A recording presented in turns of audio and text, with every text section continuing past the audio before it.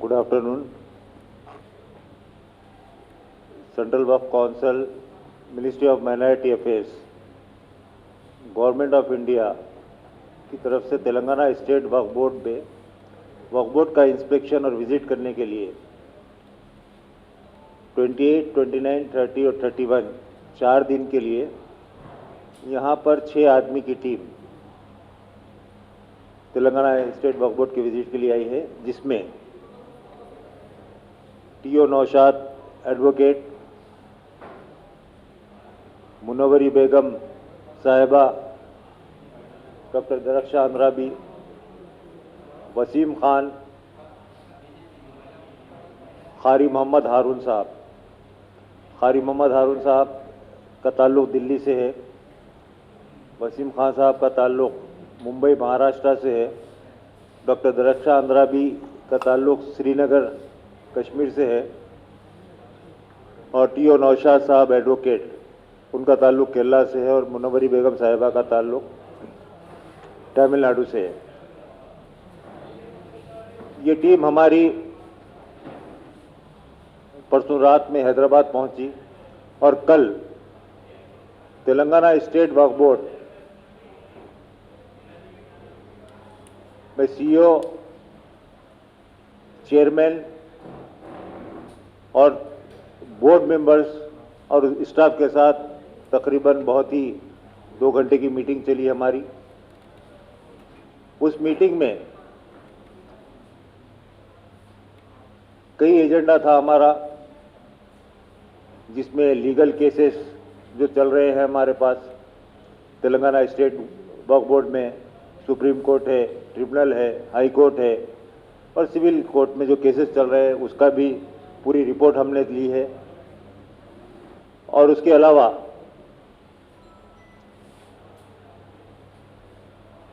जो इंक्रोचमेंट्स सारे तेलंगाना स्टेट वक्फ बोर्ड में हुए हैं उसकी भी हमने तफसीली रिपोर्ट ली है। जैसा कि 77,000 एकड़ तेलंगाना स्टेट वक्फ बोर्ड में वक्फ प्रॉपर्टीज है, लेकिन तकरीबन 80% से ज़्यादा इंक्रोचमेंट में चली गई हैं और 14,000 एकड़ पर तेलंगाना स्टेट गवर्नमेंट का कब्जा है।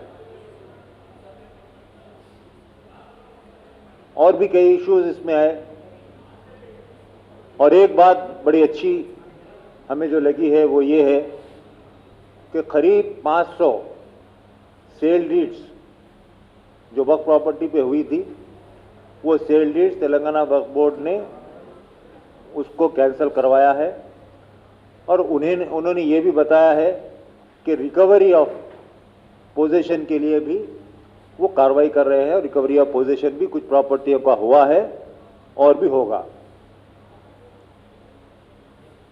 मुख्तलिफ ज़रायों से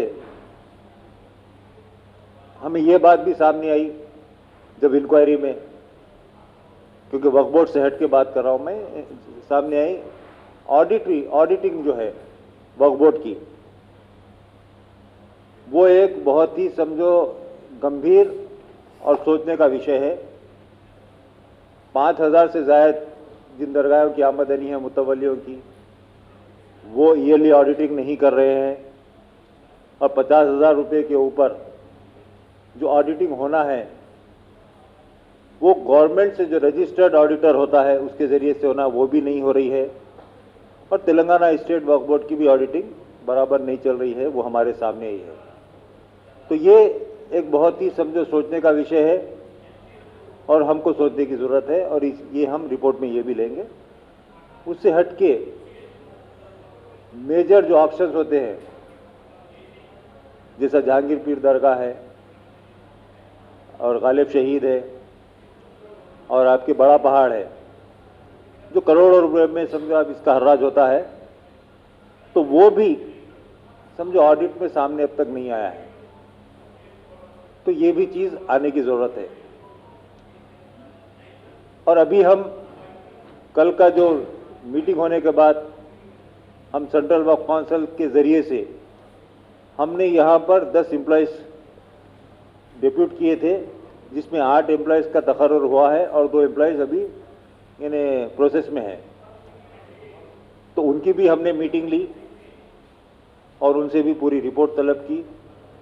और आज मौला अली हम गए हुए थे, जहां पर 35 एकड़ पर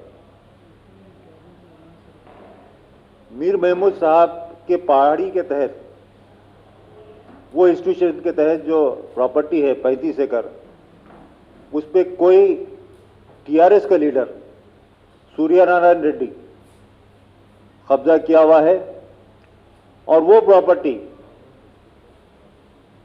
यानी ट्रिब्यूनल में भी और हाई कोर्ट में भी डिक्लेयर हो चुकी है कि ये वक्फ प्रॉपर्टी है।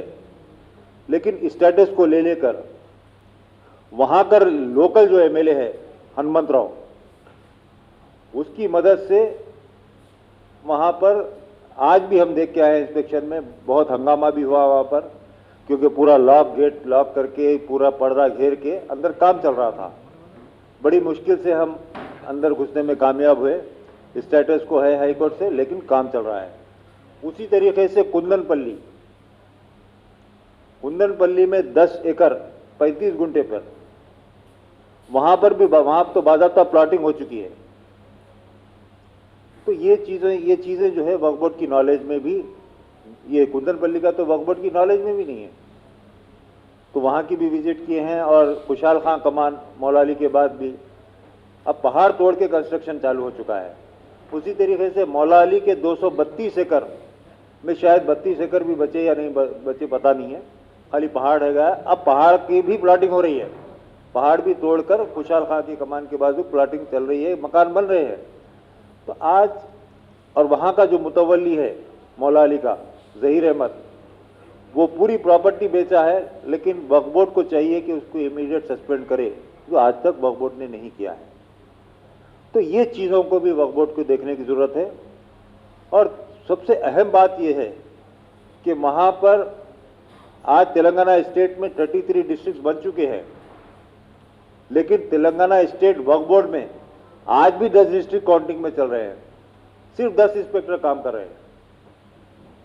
तो अगर इसी तरीके से होता रहा तो मैं नहीं समझता हूं जो बची हुई हमारी प्रॉपर्टी है, जो 20% भी नहीं है, वो भी शायद चंद दिन में खत्म हो जाएगी।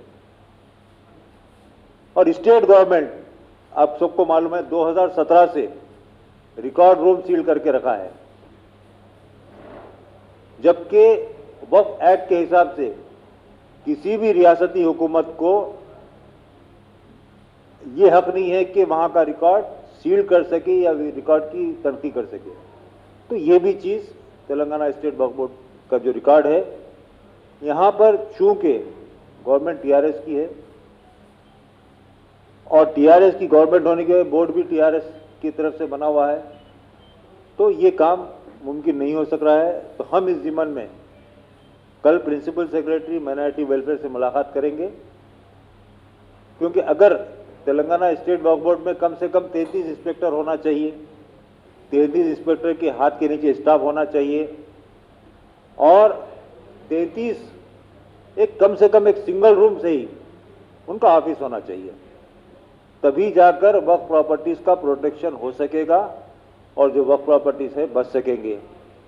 कल कुछ कांग्रेस के भी लीडर्स आए थे, एहतजाज कर रहे थे, वो भी रिप्रेजेंटेशन की है। मस्जिद अलमास तकरीबन 400 एकड़ से ज़्यादा की प्रॉपर्टी है, वो भी हमारी हाथ से जा रही है। तो वो भी एक चिंता की बात है, एक सोचने की बात है हमारे को। तो ये तमाम चीज़ों की हम रिपोर्ट, हमारे तमाम सेंट्रल वक्फ काउंसिल के मेंबर साथ हैं, ये रिपोर्ट तैयार करेंगे और तैयार करने के बाद यानी हमारी ये कोशिश होगी, क्योंकि हमारा ये एनुअल विजिट होता है और तेलंगाना स्टेट कोई भी स्टेट वक्फ बोर्ड जो होता है उसके साथ सेंट्रल वक्फ बोर्ड, सेंट्रल वक्फ काउंसिल कॉपरेशन के साथ काम करना चाहता है। तो उसी तरीके से हम काम करने के लिए कोशिश कर रहे हैं।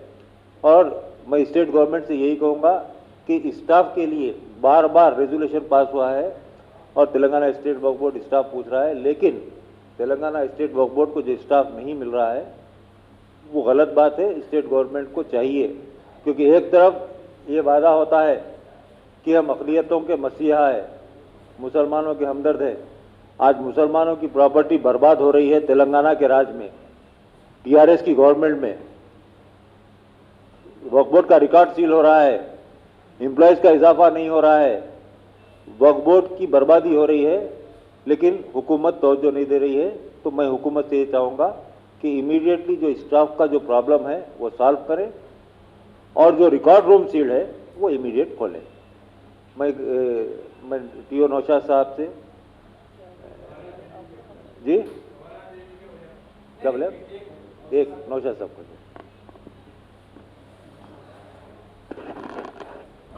as rightly pointed out by the learned senior member of the Central Waqf Council, Janab Hanif Ali Saab, we are here for the routine annual visit and inspection of the State Waqf Board for 4 days.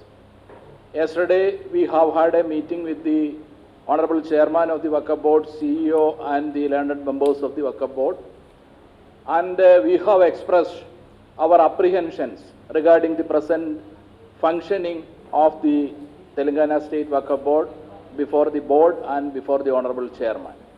We are taking earnest efforts to get an appointment with the Chief Secretary, Secretary of Waqf, and the Honorable Minister for Home Affairs to discuss these pertinent issues. All those issues prevailing there in Telangana state and Hyderabad is rightly expressed by the learned senior member, my colleague Mr. Hanif Ali Saab. So I would like to mention something regarding the present functioning of the Ministry of Minority Affairs, Government of India, and the Central Waqf Council. The Hyderabad and Telangana being a Muslim dominated area, I feel that it is the bounden duty of the Central Waqf Council members for and on behalf of the Ministry of Minority Affairs and the Government of India to explain or express what the Modi government is doing for the betterment and benefit of the Muslim community of India. As we used to say, we have lost nearly 40% of the Waqf property existed in India at the time of independence. The remaining is only 60%, somewhat 60%. And this government is very particular about preserving and protecting the existing property. For that, earnest efforts were there from the part of the government, and we have adopted certain scientific measures for the same. As you all are rightly aware, the GPS mapping of the Waqf properties all over the Union of India is going on under the VAMC project. The 100% funding is from the Government of India. So the very intention of the Central Waqf Council behind the GPS mapping is to consolidate the data, including the plan of the Waqf properties, which is at present available in India and registered with the state Waqf boards. As far as the state of Telangana is concerned, this duty is entrusted to IIT Roorkee. To a certain extent, they have started the work, but due to unfortunate COVID-19 pandemic issues, it is in a stagnated stage. So, we are taking all the efforts for expeditious completion of the GPS mapping of the available Waqfs here in Telangana. And the second one is the computerization of the records pertaining to Waqf properties. As contemplated in the provisions concerned of the Waqf Act, all the state and UT Waqf boards are expected to maintain a register of Waqfs wherein the details of the Waqfs are to be incorporated. So now, under the expense of the Government of India, all those documents all over the Union of India is getting computerized for the better codification of the same. There also 100% funding is from the Government of India. And as rightly pointed out by the learned senior member, we are taking earnest initiatives for strengthening the state Waqf boards. As we all know, as per the provision, as far as the Waqf Act is concerned, The functionary bodies are the state Waqf boards. The rights are vested with the state Waqf board, and it is the primary duty of the state Waqf board to preserve, protect and develop the Waqf properties.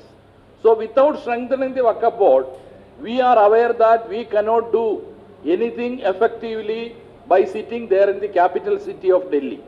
So we have an idea to strengthen the Waqf board, and as part of the same, we are giving manpower to different Waqf boards.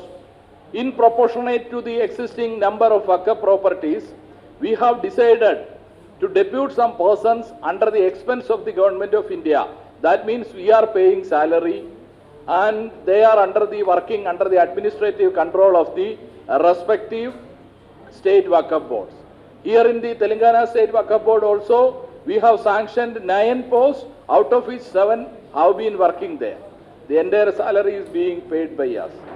So, for achieving these goals, as pointed out by the Sachar committee, there is a finding in the Sachar committee which is very pertinent.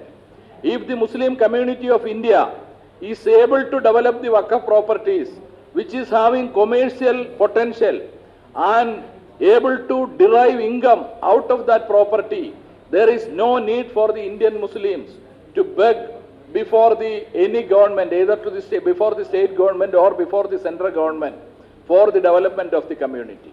So this is a master finding as far as the present pathetic situation of the Muslim community of India is concerned. We will have to work hard. We will have to take earnest efforts. It is not fair from the part of the community always to beg before the government or to stand before the government for their mercies or pity considerations. So we will have to develop, we will have to get educated, we will have to involve in different employments, trade, and we will have to raise income, and we will have to spend a part of the same for the betterment of the community in accordance with the pious principles of zakat and sadaqah of the Islamic school of thought.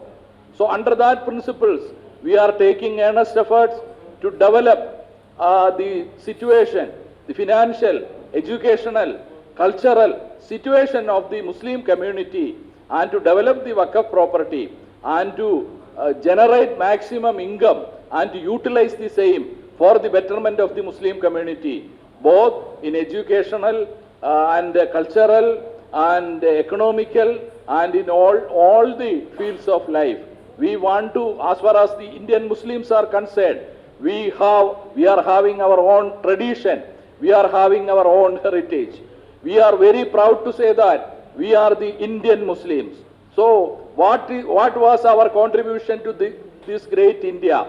The history, the pages of the history of pre-independence and post-independence, it is evident that the contribution of Muslims to this great nation.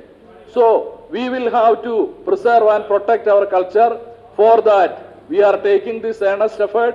I am humbly inviting, I am humbly requesting the kind cooperation of all the press friends of Hyderabad for achieving this goal from the part of CWC. Thank you.